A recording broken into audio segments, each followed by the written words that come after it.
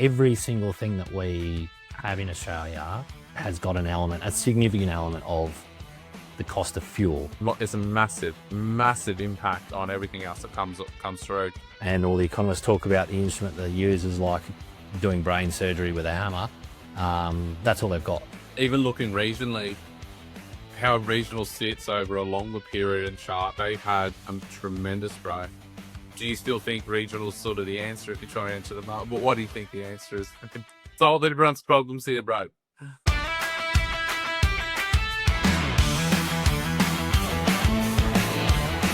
Well, welcome. This is the very first episode of Money on the Mic.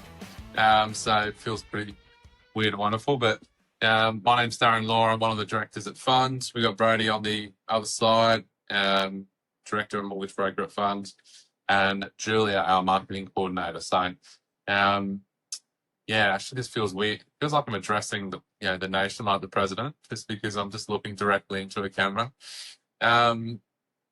Very first topic we're going to start off with on this podcast essentially is just, I guess, the state of what's happening, in terms of the lending impact when it comes to what's happening with the war in Iran and the flow through and how that's going to affect, possibly or probably going to affect property prices, lending markets. I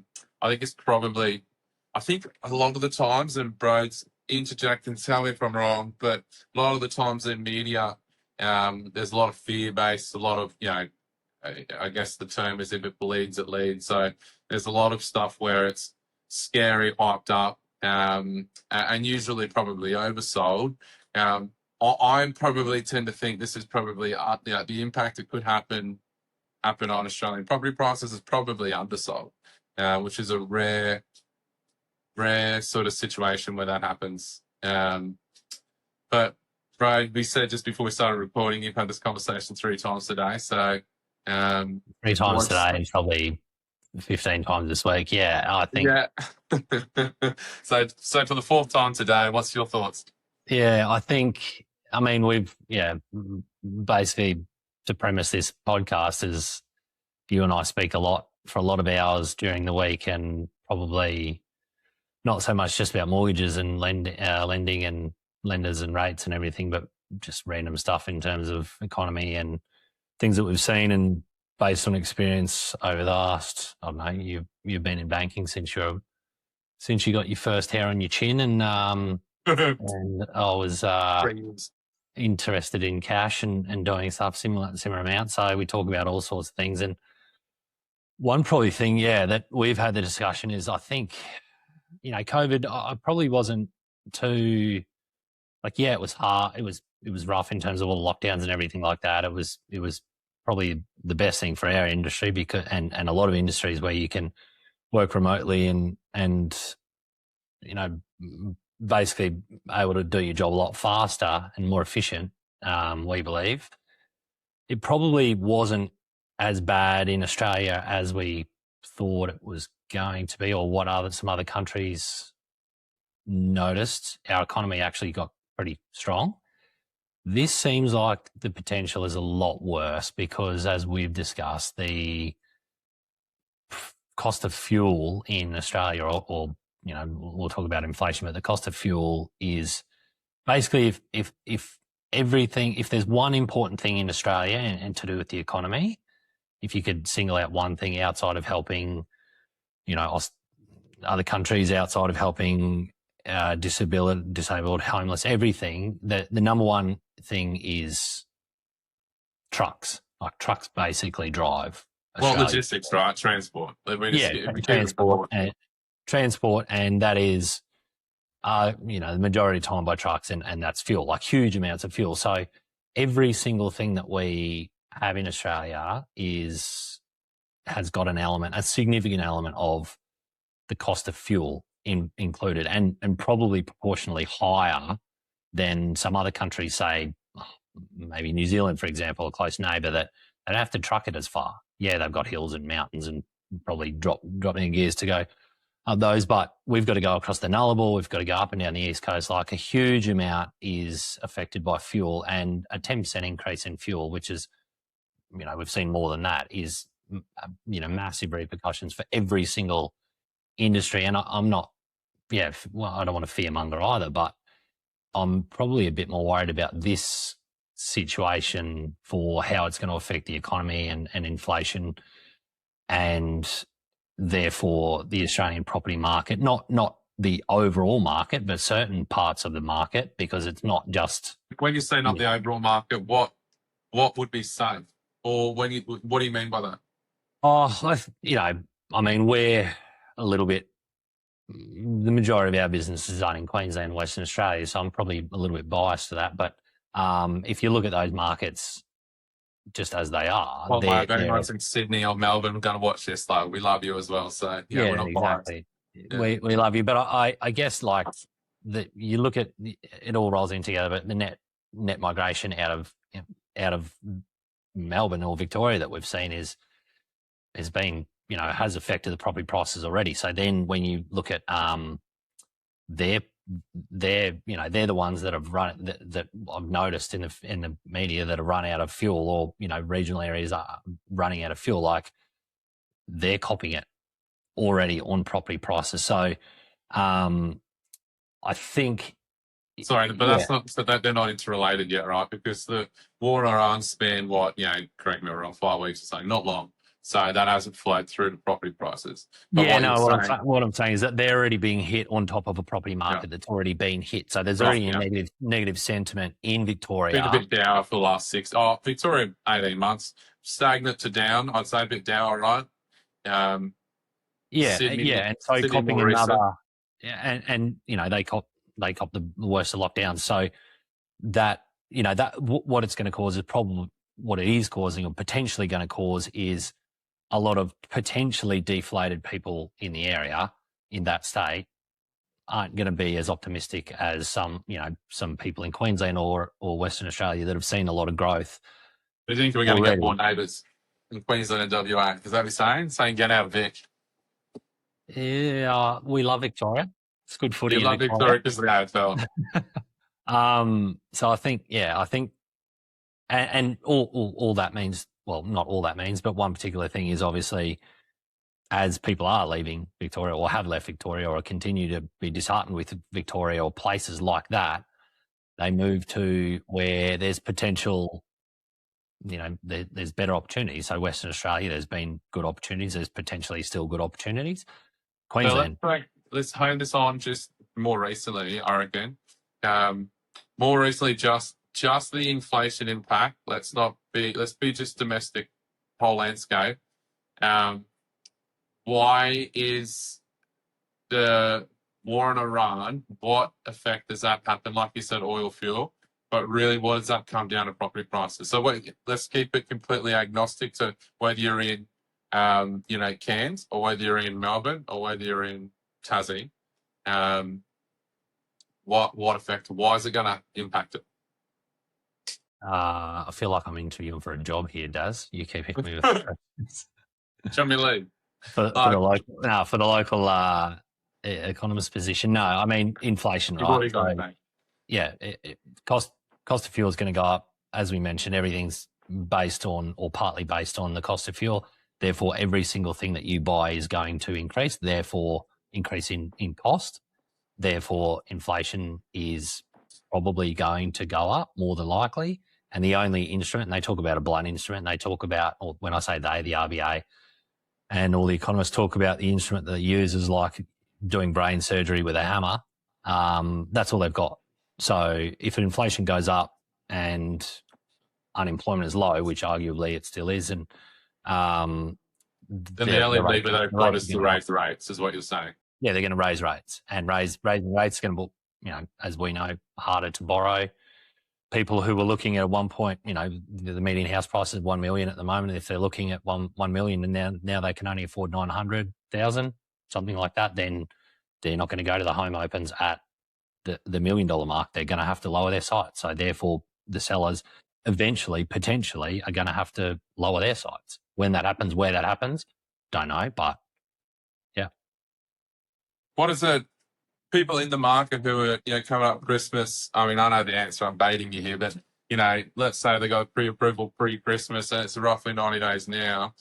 Does that pre-approval they've got, if they buy a place this weekend, it's still active within that 90 days. Does that still stick, or do they get reassessed at a higher rate?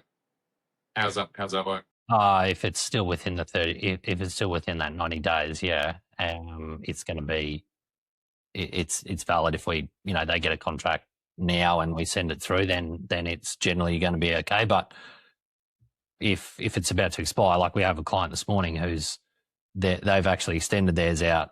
So as you know, Daz, you can extend it potentially out another 90 days on that, but it is assessed at the current rates, which have gone up 0.5% since we put that original one in December. Actually put this one in end of October, start of November. They will be assessed on 0.5% higher, and they were already pushing the higher end. So they've got plenty of equity. It's been great. They're in a city, the Tenerife area in Queensland, which has had massive growth. They're looking in apartments, but their serviceability is probably going to be up to 100 grand less borrowing. Yeah, that's mammoth. And when you say 100 grand less, like, in terms of what were they looking at? Like, was that on a 1.2 land, 1.5, 800? Yeah, at that kind of median, they're looking at apartments, but about a 1 to 1.2 thereabouts. They've got some cash they can tip in, but about, let's say, 1.1 purchase. Now they're kind of they're still looking at it. They're just going to have to put another, because we were covering the whole land, they can now only borrow effectively $1 million. So they're going to have to put in 100 grand of their $300,000 savings. That, again, in a time like this, a lot of people do want to hold that extra bit for that, worst case scenario, which wars sometimes worst case most of the time for most people. So, yeah.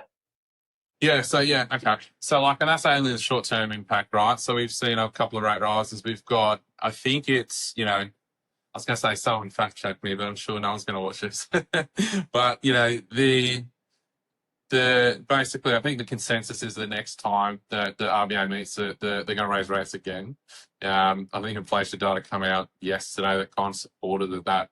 Actually, inflation data was a bit soft, but it's sort of still supported that was going to happen. So, those people aside, like you probably just gave an example of someone who has obviously a bit of a windfall of cash. It seems like the first home buyer or the person entering the market, this gap's just widening. Would that be fair to say? Yeah, it's widening for sure. And it's happened since COVID. And again, part of these conversations I've had is the wealth divide in Australia is only getting, and we've had these conversations for the last 5 years of the wealth divide. Australia was so cushioned by it as a developed country, but you look at other, you look at America, you look at other developed countries, their wealth divide, Hong Kong, for example, is massive, right? They're lower class to their upper class there's a huge divide. And if you don't own property, it's almost impossible to get in. And that's why they kind of go, well, I can never afford a property. I'm just going to buy a nice car and rent. That's happening in Australia, and it's getting harder. It's definitely getting harder, and it's probably going to continue to get harder because those values are pushing up and the borrowing capacity is coming down. First home buyers, unless they start looking regionally, which is a great idea. We've got a lot of land. But I mean, regionally, if I can interject there, I think everyone's been looking regionally. Like, correct me if I'm wrong, but there's been a supply shortage for how long? It's rhetorical nearly, for a long time. So continue under supply and then doesn't, and regional's been somewhat of the answer. They've developed, they've released land or developed land or whatever. But even looking regionally, how regional sits over a longer period and chart, they've had tremendous growth. How would you regional? Do you still think regional is sort of the answer if you're trying to enter the market? What do you think the answer is? Well, there's a couple solve everyone's problems here, Brad. Yeah, all right. I'll just go and throw my hand in for election soon. That's right. Well, they call you the mayor of Margaret River, so that's the reason. Yeah, continue. They do.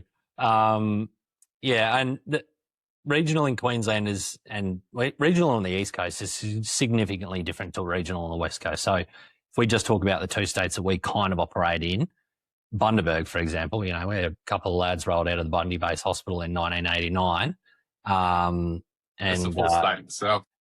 and did their tenure for their formidable years in Bundy. That's great. That's stagnant. It was known as a retirement village for as long as we grew up for, and now it's blown up. There's infrastructure. I mean, it kind of went to shit when we left, right? The day we left. Is that right? Yeah, exactly. That's right. Yeah, it's a great bus. Yeah, figure. But there's infrastructure.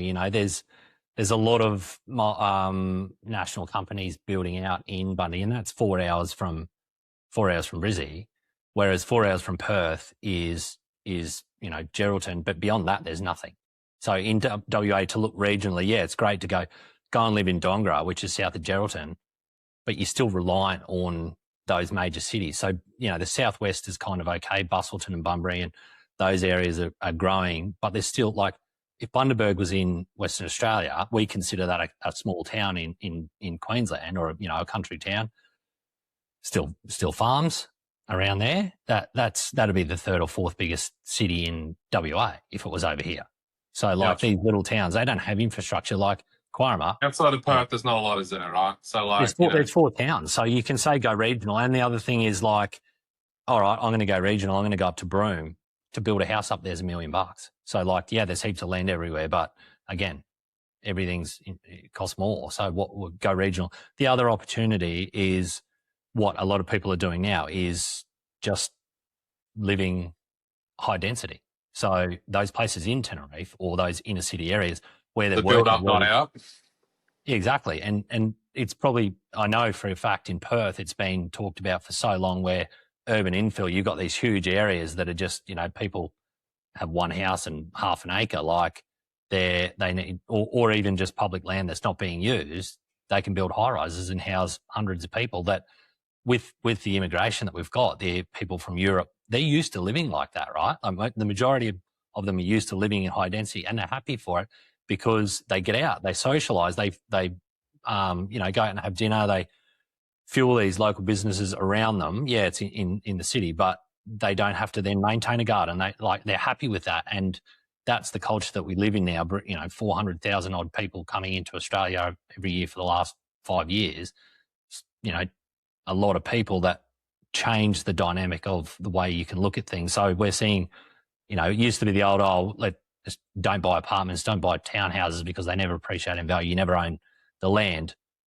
You do. You own a portion of it, but you're also actually free to do other things because apartments are cheaper. So that's the other opportunity. It's like, we know it's a body corporate structure, right? So it's almost like a shared resource scheme. So it's like, okay, you own a very small part of the land. Everyone owns a small, if you imagine there's 100 apartments and it's 1,000 square meter block, you own 10 square meters if you want to look at it like that, but you own up more than anything. But it's the fact that you share the resources. So you don't have to have your own pool. You share a pool with 99 other apartments, and therefore it's then maintained. And then you've got a spa or a sauna, or you've got better location, better infrastructure, better everything probably than what one person or the general person, apart from maybe the top 0.5%, can afford on their own. I know this, but I guess I don't want to centre around about how we want to, how we potentially think that. Although that was staring into a first-time buyer question, and that is a good answer, and certainly to enter the market. So maybe consider more building up, not out, in terms of first-time buyer, looking at a unit, looking at an apartment, maybe rethink those things. But to centre it back to the war in Iran and the impact this is having on how we feel, if we just focus back on fuel and oil, I know we spoke about this before. It's so centric to everything that happens. I was reading just before, over 50% of shipping costs. So don't forget we're a big island in the middle of the world, at the bottom, where we get a lot of our resources made offshore. So over 50% of shipping costs is attributed to fuel. So just to port that across, if that's gone, if fuel costs are gone up 30-35%. It's a massive impact on everything else that comes through. So we were talking about to our off recorded offline or whatever topic, we were talking about the impact on construction costs. So, which does tie into everything we've just spoken about. First home buyers, building more. We've got an undersupply. So, I think it's well known that we've got an undersupply. The government's trying to build $1 to $1.2 million, 1 to 1.2 million houses. I think it's a mix. Mixed sort of general opinion whether they're going to get there. I think they're going to fall short. But so to tie all that back in, construction costs, the impact on construction costs in terms of fuel and this war, if you think about, like you just said, even the logistics and the Australia runs on trucks just to get to the store, just to get to, your nuts and bolts, to get to your wood, to get to your tools, get your tradesmen on site to get, you can start with civil works, your earthworks, those machines run and operate hundreds, thousands of litres of diesel when they're on site doing their thing. And then to get the tradesmen on site to build your project, just the fuel impact is massive. It's huge. So it's not, I think as a consumer, we think, shit, it's $3 a litre now. Specifically diesel. You and I have diesel cars. Before I logged on here, I looked at $3.09.9 of the BP as it's coming home. $3 a litre. I'm probably wrong. But 8 weeks ago, I think I was paying like $1.70, $1.80. We joke that we don't always look at the petrol price we do now. It's hard not to, when that's all. When you look at it at the Bowser, you see it on social media. Anyway, it's hard not to look at it.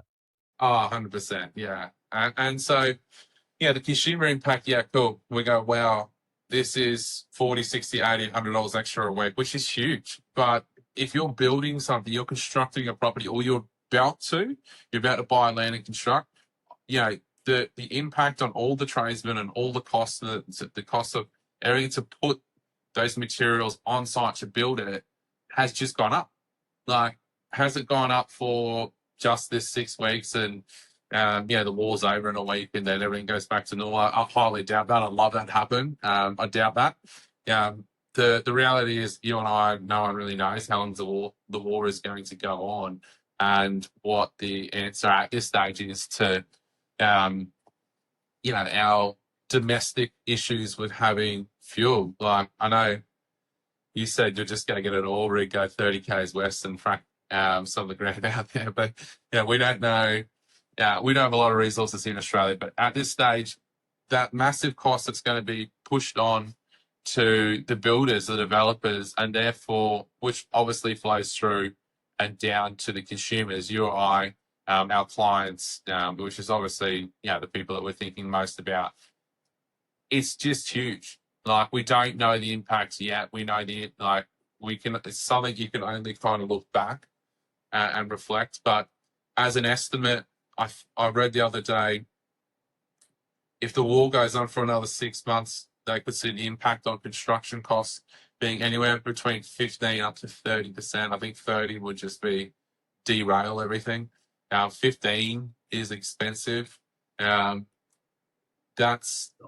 I saw something recently. I think it was on Facebook or something or other, but I've asked a couple of plumbers since. So obviously, you got your plumbing materials, right? It's not just the fuel to get everything there, right? And this is what you're saying. It's the cost of everything as well. But I don't know if you guys have seen Landman, as I know that there's quite a specific thing that he says about oil being and everything. And green energy, renewable energy aside, at the moment, the world runs on oil, and it will run on oil for a long time because it is embedded in every single thing, like the computers we're talking on plastic, right? So Reece Plumbing have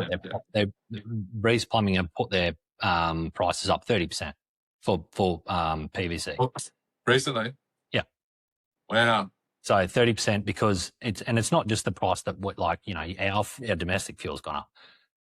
The, cost of a barrel of oil has gone up that amount as well. So other countries that actually produce are passing that on to us as well. So it's not all just getting that material there that's gone up double or near on double. It's the material that's on the back of the truck. And that's not a bad plug to Reese, by the way. Like, Yeah, if they want to jump on first, you want to originate. sponsor the show? Right now, it's very cheap, even cheaper. We'll give you 30% discount code, Reese. Construction costs is going up. So, you asked me initially how this affects the property market. On people wanting to build, whether you are building your own house, building a granny flat out the back, or, small development, if you've signed, even saying and thinking, if you sign a fixed price contract, you're a bit safe. There's another fear, and for those who aren't or weren't abreast to it, when throughout COVID, all the property prices, material prices, the price of trades and everything just went astronomically high. A lot of the builders went out of business because they had clients with fixed price building contracts. Let's just say, use a silly number here. Let's just say it's $400,000 to produce a house. I don't know the actual exact mathematics on it, but the time, and let's just say there's 25% profit in there. So, built in for the builder. The time they actually had to catch up and build it, let's say there's a 12-month delay on some of these materials, it costs them 400 or 450 grand just to put the trades and the material cost on there. So they're immediately losing money with no profit. So there's a huge amount, something like a couple of thousand, bankruptcies basically in terms of builders going out of business. And not just small independents like Metricon, right? Like huge commercial, massive businesses that have been around for 40, 50 plus years. I don't think in terms of, correct me if I'm wrong, residential consumer builders, they don't get any bigger than Metricon at the time, right? Definitely not in Victoria. Yeah. Yeah, everyone's going to think, that's that. But, and so they had a really tough time. I think it looked like they were going to have a really good time because there was a lot of money piling in the industry. But these fixed price contracts turned into what, was hopefully going to be a good thing, turned into a nightmare for a lot of builders. So I guess the fear is real that that's going to happen again, and that could happen again. I think there's more contingencies built in these contracts these days. But that aside, this fixed price contracts aside, just the construction impact the fuel's having, everything else in terms of what we just spoke about is massive. So that's new builds. Let's put a positive connotation on this, right? For people who have property, who have a portfolio, have at least one property, the likely impact just from that is that because construction costs are higher, maybe that makes it unattainable for more people, which unfortunately keeps that supply constraint real and even potentially worse. But what that probably does for existing property prices, correct me if I'm wrong, that alone would push them up and would make them more valuable. Obviously, they're more scarce in a way. But then along comes interest rates. So we see inflation, we see all these things pile up. You said before, the only lever the RBA's got is to raise interest rates to counterbalance that. With all those sort of things happening at once, how do you see existing property? If I had to make a call, I don't see. I see that existing property across the nation, and again, separate spots are different potentially, but they'll only increase. Like it's Maslow's hierarchy of needs, right? The last thing is self-care. You've got to put a roof over your head. And what is Maslow's number one? Number one? Yeah. Number one what? Law? Hierarchy of needs. What's the number one need? I can't remember. The top or the bottom? Top. Self-transcendence? Yeah. Where I think we're all a little bit far away from self-transcendence. That might. But the basic or hygiene, hygiene needs. So you got to put a roof over your head if that's like, and the thing is, and it goes back to that wealth divide. Like people just go now, they're like, I'm not going to buy a place where I want to live. I will buy a place, an investment, Rentvest. We talk about that, but I need to rent.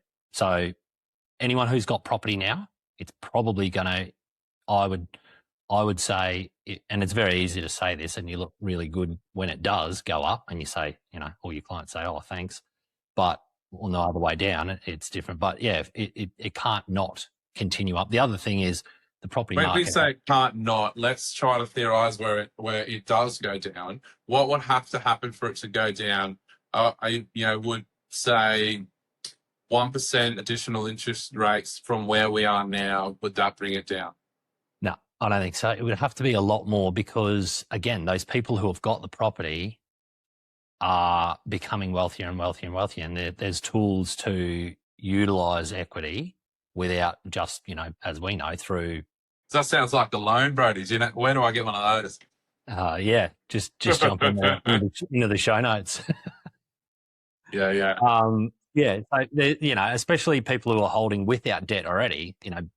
People always talk about the boomers and they've got lots of property. Like reverse mortgages are huge now. So, they might be helping their children or their grandchildren get into property or, using their equity. So they're just becoming wealthier basically by holding the assets. So, and that is a huge, whereas other countries have got their GDP or, their value.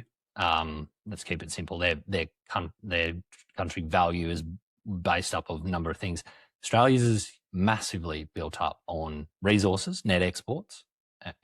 Let's not go into, we should be keeping our own, and property to the point where the government are guaranteeing against property. So if property prices pull back, it would be quite catastrophic. But 1% interest rate, I don't think is going to affect the higher net worth people to then continue to own those properties, use the equity out of it. The first home buyers, the next home buyers, the upgraders, yeah, definitely. They are going to be stuck.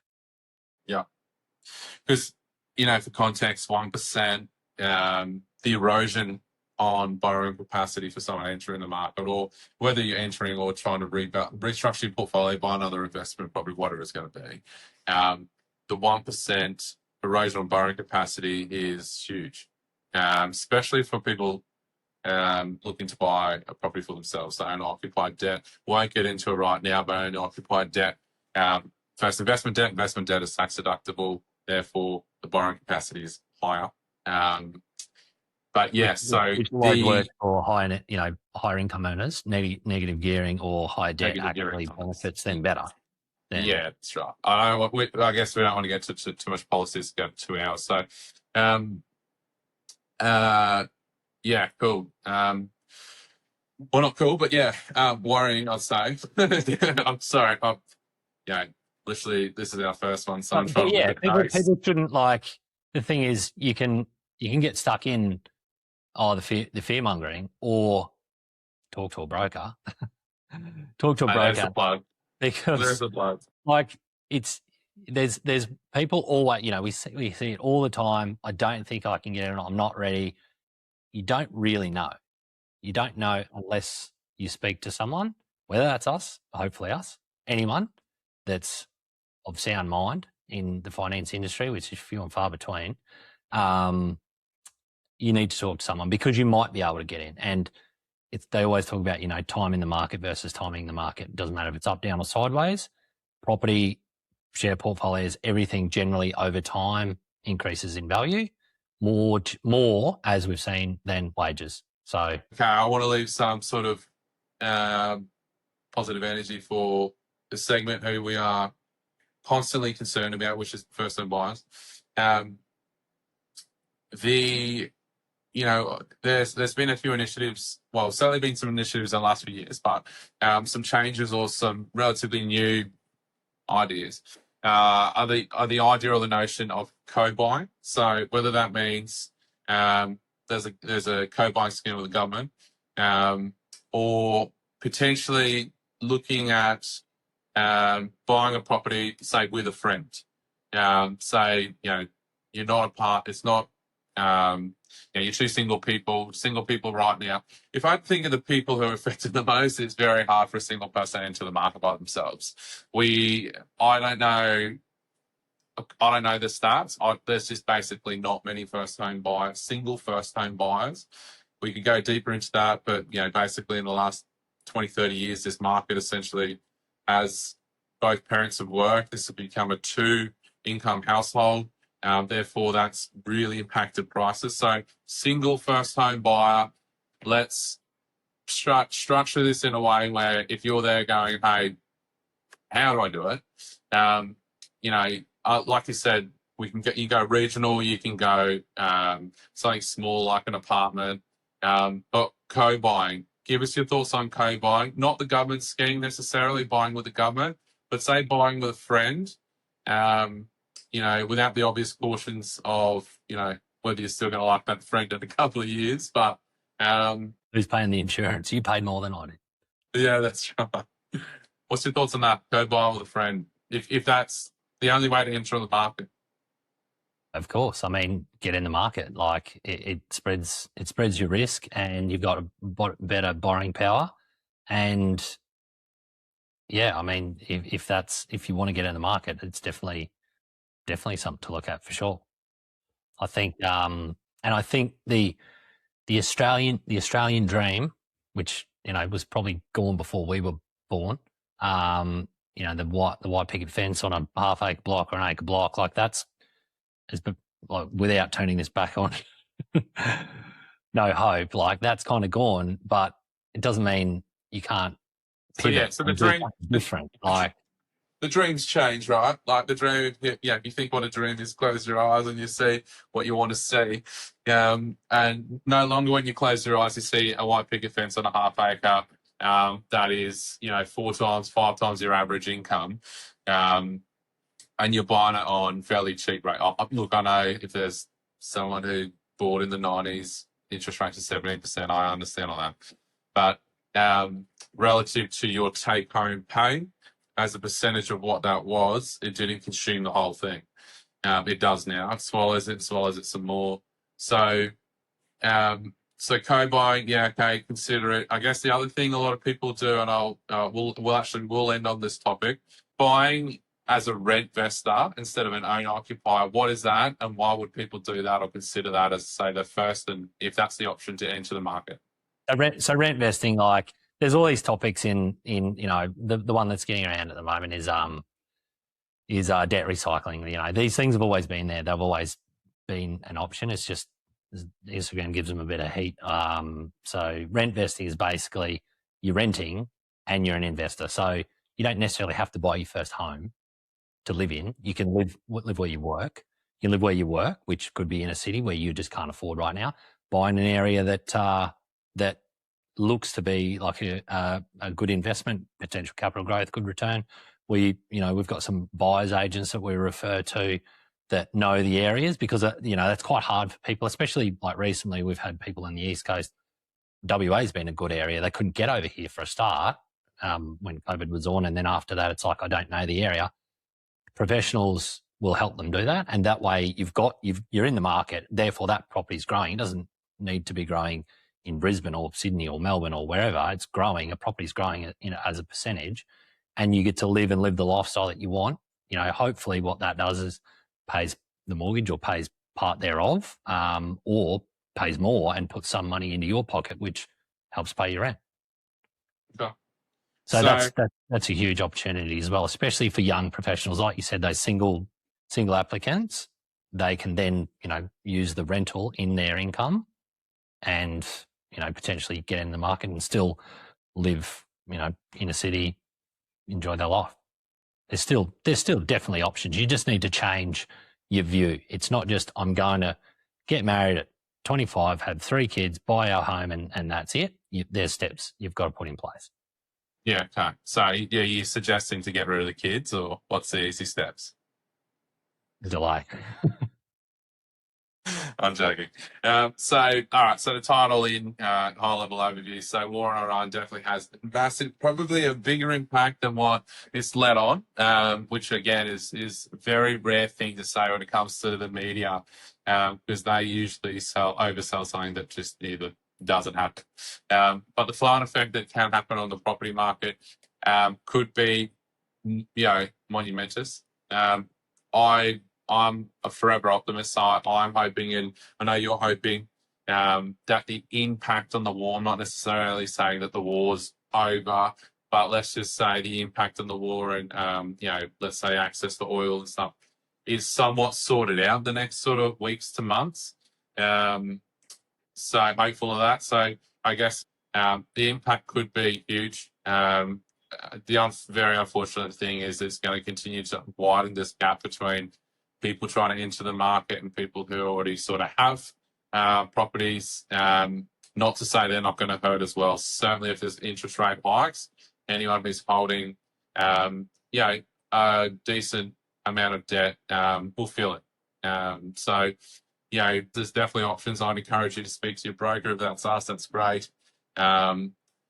If it isn't, don't give up hope. Definitely, it's a tough time. It's a very tough time. First-home buyers have had it really hard in the last.